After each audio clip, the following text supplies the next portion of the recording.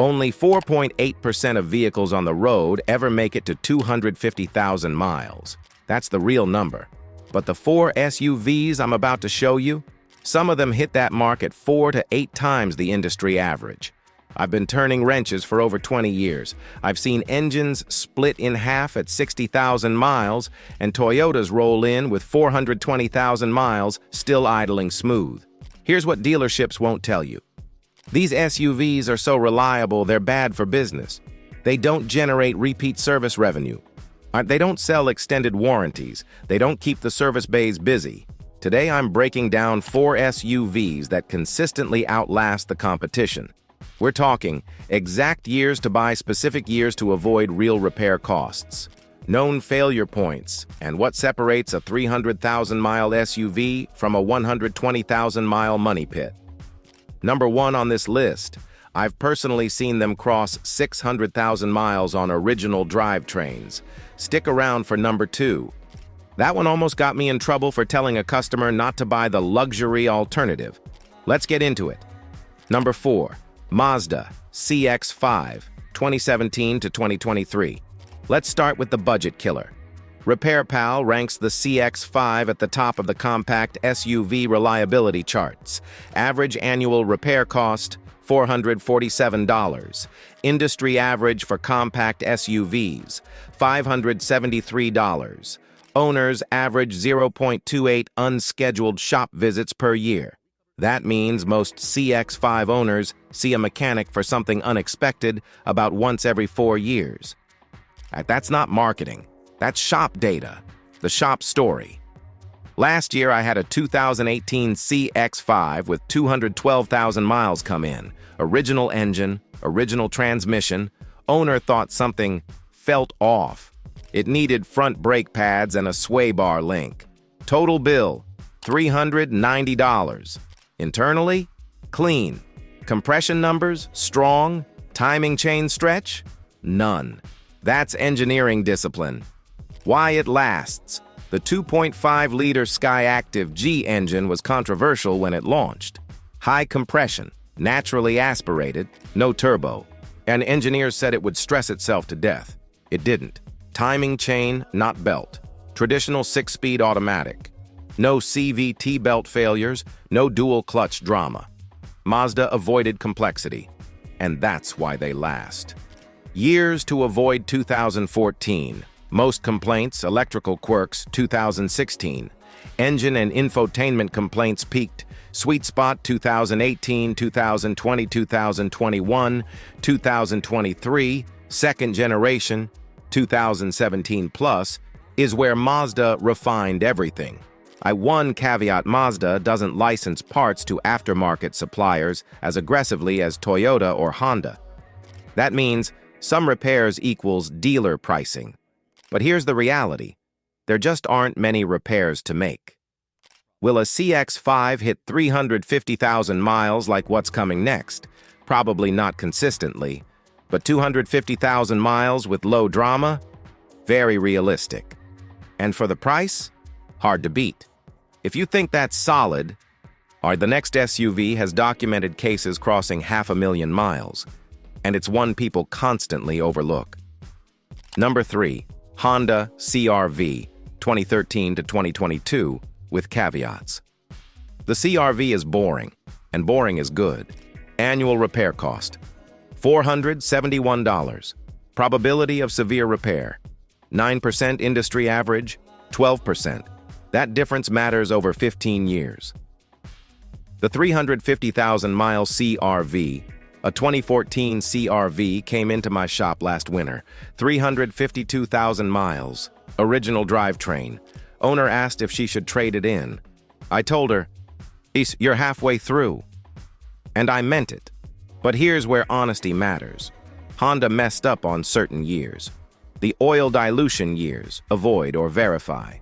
2017 to 2019 CR-V with the 1.5-liter turbo. Fuel dilution problem. Short cold trips allow gasoline to mix with oil. Class action lawsuit. Honda issued software updates. If buying one, verify the update was completed. If you live in cold climates and do short drives, I'd skip those years. Other watch item 2012 to 2016 cold start rattle. VTC actuator failure. Sounds like gravel in a blender. Repair cost, $850 to $2,800 depending on labor rates.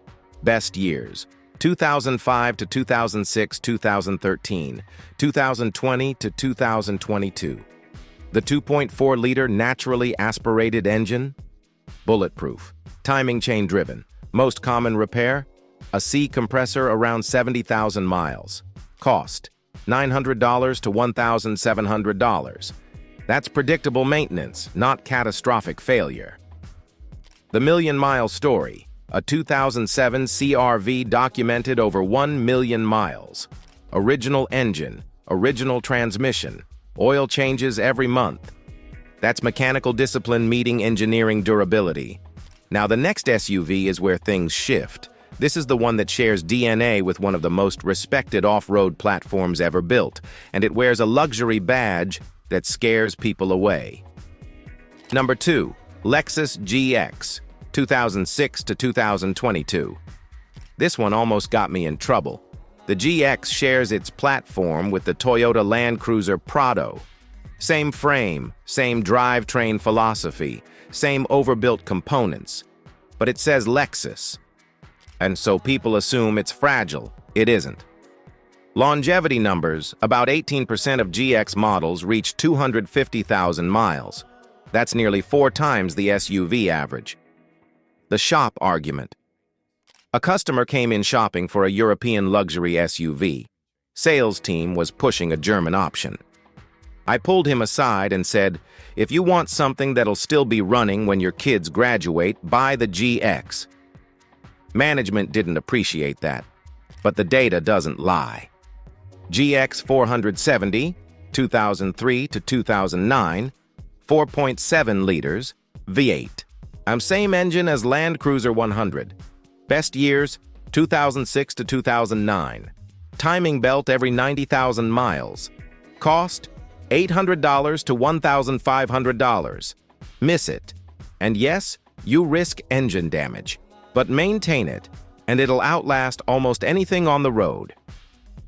GX 460, 2010 to 2023, 4.6 liters V8. Timing chain, no scheduled replacement. Honestly, no truly bad years, just condition and maintenance history. Known issues. Secondary air injection failure, 2010 to 2013. Approximately $2,500. Timing cover leaks at high mileage, $1,500 to $2,000. Air suspension failures on luxury trims. Many owners convert air suspension to coil springs permanently. Problem solved. Annual maintenance, under $600. That's luxury money without luxury fragility. And here's the key. Parts are Toyota parts. Every shop in America can work on it. You're not paying European specialist rates. Now, number 1. This is the SUV mechanics quietly buy for themselves. And there's a reason. Number 1. Toyota 4Runner, 2010 to 2022. If you ask mechanics what they'd buy with their own money, this comes up constantly. The 4.0-liter V6 paired with a 5-speed automatic is one of the most durable combinations Toyota ever built.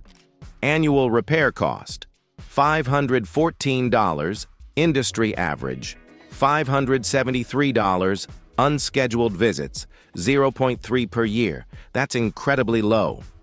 The 700,000-mile example, I've personally seen a third-gen 4Runner, 1996 to 2002, cross 680,000 miles.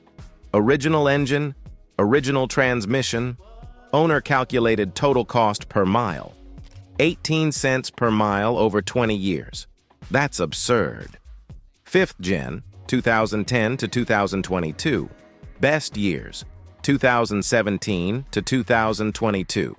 The 2017 is the sweet spot. Depreciated enough, refined enough, avoids early quirks. Timing chain engine, no CVT, no turbo, no nonsense.